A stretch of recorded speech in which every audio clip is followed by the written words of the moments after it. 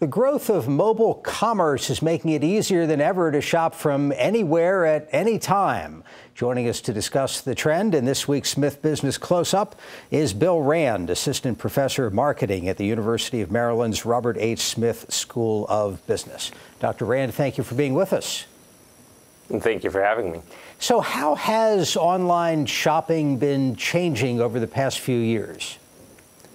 Well, if you go back to, you say, 10 years ago, it's just a matter of even convincing people to make purchases online. They had to be convinced their credit cards would be safe, all those kind of things. And we kind of crossed over that border, and along with it, you saw the growth of something called Cyber Monday, right? The Monday following Black Friday, where people would make purchases on their work computers a lot of times. And the reason why it was on a Monday is because it had to be on a work day when people had internet access. But with the ubiquitous growth of internet access and mobile devices, smartphones, tablets, et cetera, you've seen people be able to make purchases and purchasing decisions anytime, anywhere.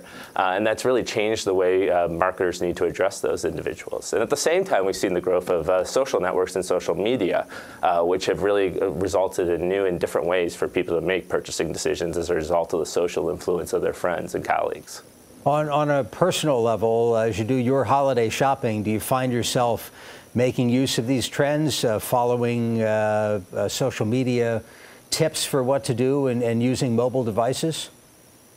Yeah, most definitely. I think you get alerted to some unique and different gifts ideas that you might not have otherwise thought of. That's one way in which people are becoming aware of, and which retailers are taking advantage of social media. You also see people trying to find deals, putting together even various coupon codes and various promotions. There's websites like Slick Deals and Fat Wallet that actually organize this around discussion forums where people go in and contribute where deals they found and places where they are and different ways you can take advantage of them.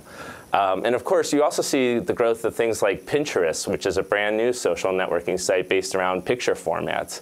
And people have actually really liked that format because it allows them to collect all the different gifts they're buying for their friends and families in one different pin board, as they call them, that people can then click through and actually purchase the item directly underneath. So it's a very different world out there in terms of the way people are sharing information right now. What does it mean for retailers? You can't just fill up a store, stock the shelves with goods, and set a price and forget about it. Yeah. So there's a couple of different trends you're hitting on there. One is the practice of what's known as showrooming, where people actually will walk into a brick and mortar store nowadays with a mobile device. They'll look at the physical object that they want to eventually purchase, but then they'll do research on the mobile device and compare and contrast the features and price that they're getting on that product right there versus other products they might find on the internet.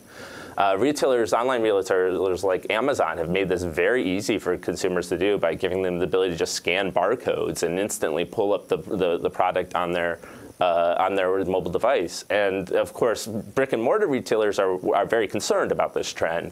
But some of them are taking advantage of it in interesting ways. Best Buy, for instance, has agreed to match prices found online via these mobile devices.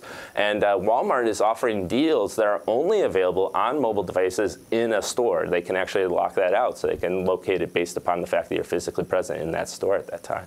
I wonder how consumers are going to feel about the idea that the pricing is variable, that, as you say, it may give you one number if you're on a laptop or PC, another number if you're on a mobile device, a third set of numbers maybe if you come in through Pinterest or another channel like that.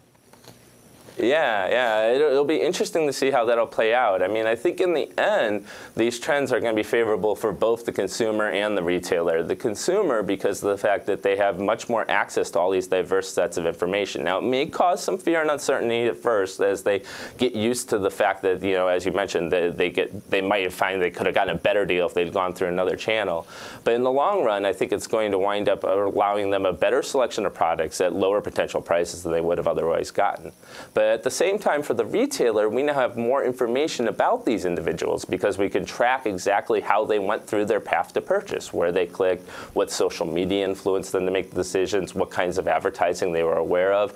But attributing those causes is very difficult, and doing the analytics on that result is on all that whole process is a very difficult task. But that's something that we're here at the Robert H. Smith School of Business actually looking into right now and trying to build better models to try and understand that process. All right, Dr. Bill Rand joining us from the Robert H. Smith School of Business. Thanks very much for your time.